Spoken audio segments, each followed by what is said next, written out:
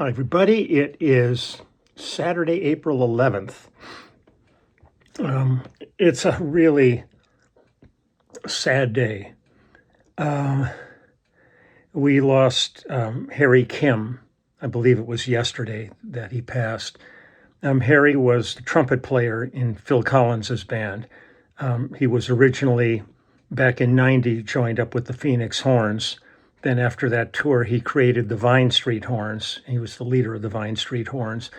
And they continued on with Phil on our 2004 tour, or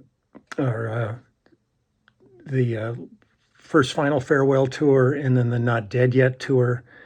I know Harry's been battling cancer for quite a while now, but I guess it finally just took him out. And we're all pretty devastated by this news. Harry was an amazing musician, a sweetheart of a man, and was just an absolute pleasure to be on the road with.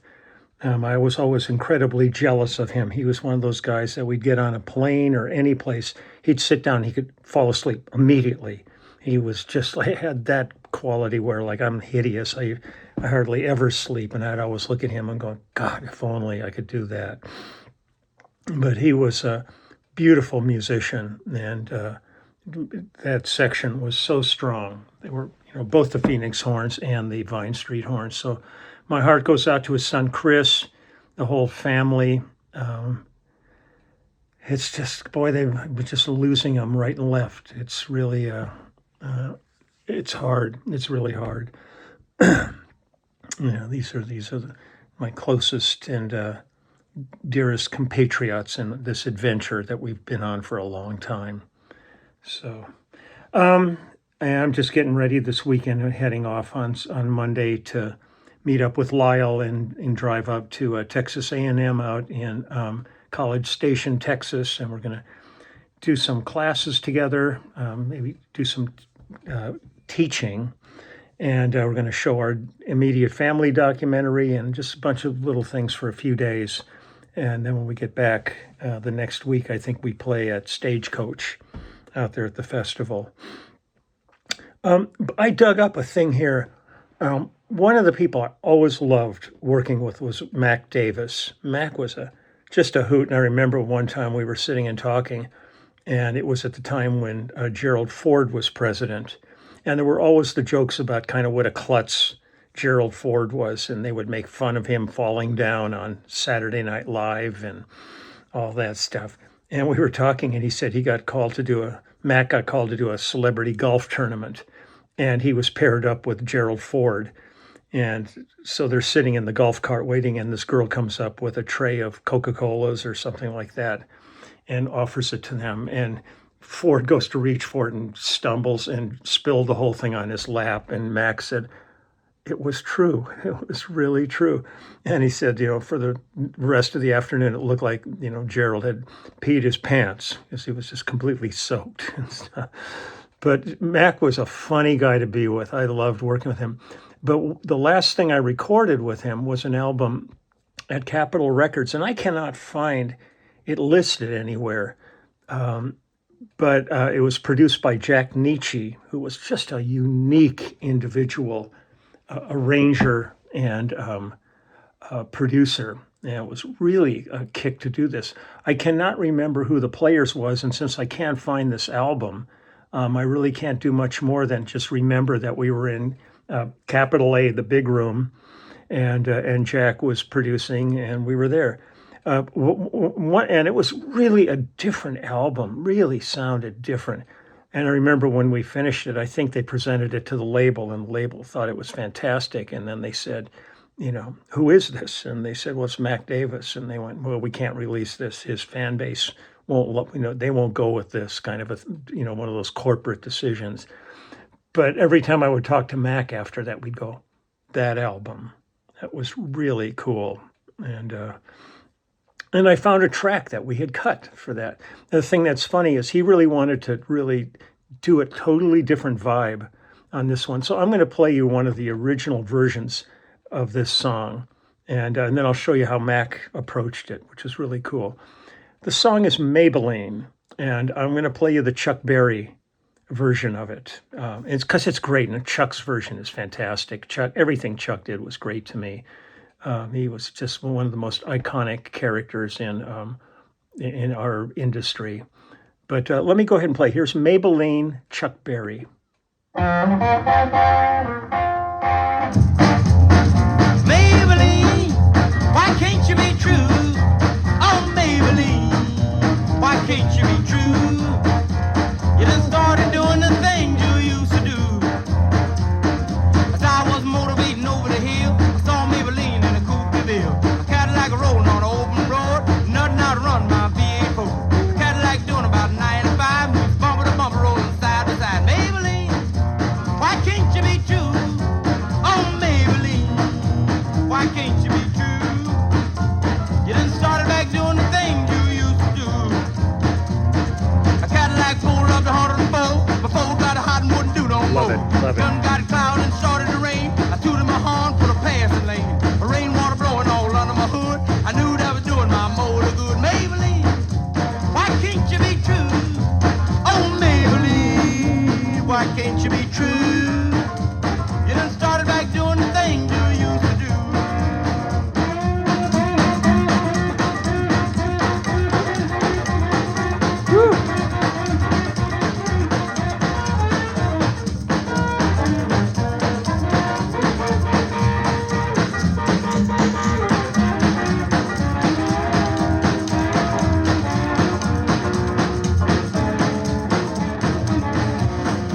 Oh, Maybelline, why can't you be true?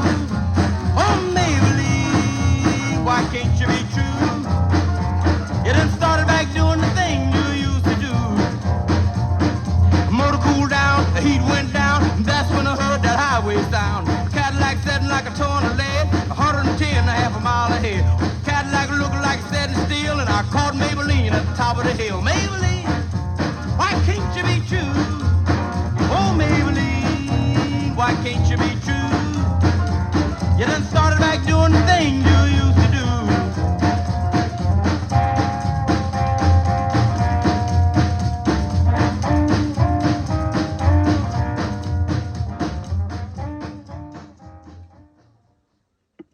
Love it. I mean, Chuck, and the rawness of it all was so great. So when we were in the studio, Max said, I'd like to, let's do Maybelline. And we're all kind of going, oh, we were assuming we were going to head in this direction, like a Chuck Berry thing. But Mac had been talking to Jack Nietzsche, and this is the way he wanted to interpret it. And it's a project that somehow is being called Songs I Grew Up With, but I cannot find it listed on discography or all music or any of that. So it's really, really strange. But this is Mac Davis's version. Let me see if we've got a 1975 was when we did this. And it was produced, it was interesting. Okay. Oh, the list Chuck Berry. Okay. Okay, let's go ahead and listen. So this is Maybelline, Mac Davis.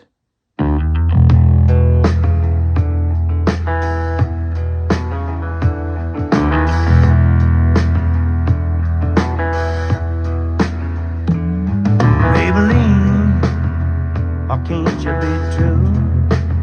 Oh, Maybelline, why can't you be true? You done started back doing the things you used to do.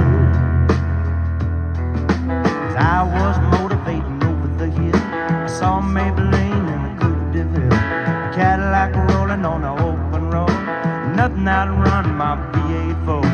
Cadillac doing about 95, bumper to bumper, rolling side by side. Maybelline, why can't you be true?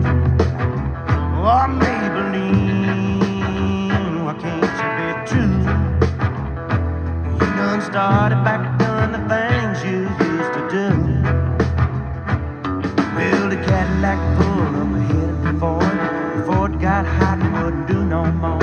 It come up a cloud and it started to rain. I tooted my horn for the passing lane. The rainwater flowing all under my hood, and I know that's doing my motor good. Maybelline, Why can't you be true?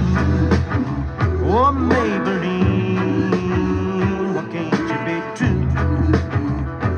You done started back doing the things you used to do.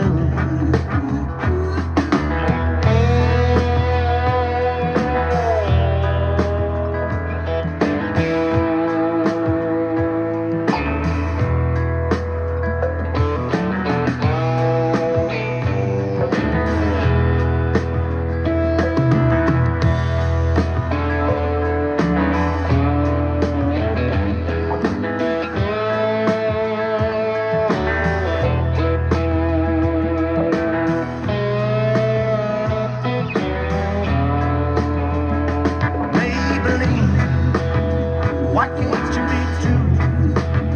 Oh, Maybelline, why can't you be true? You done started back doing the things you used to do.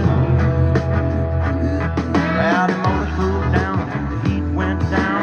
That's when I heard that highway sound. The Cadillac sitting like a ton of lead, 110 to half a mile ahead. Cadillac looked like sitting still, and I caught Maybelline at the top of the hill. Maybelline, why can't you be true? Oh, Maybelline, why can't you be true? You done started back doing the things you used to do.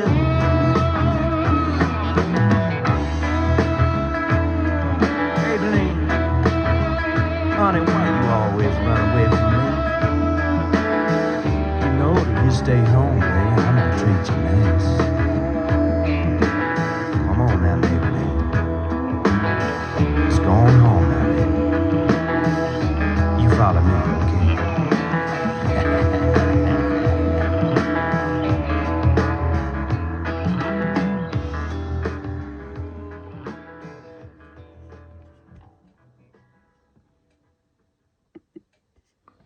I would love to have heard Tony Joe White do that version too. Would have been really cool. But just like he just went, now let's go dark on this. Let's make it skanky, really swampy on it as compared to Chuck. So it's fun. They're both great to me. I love it. But Mac was a good cat. I loved working with him. It was really heartbroken when he passed. So I'm going to get going here. Quickie, nice little quick one here today. And again, my heart is with Harry's family and his son Chris, because he lost Anate, his wife, a number of years ago to cancer. So Harry's back with her. Harry's back with Ronnie Carroll, who we lost after Phil's last tour. It's tough. It's really tough. But,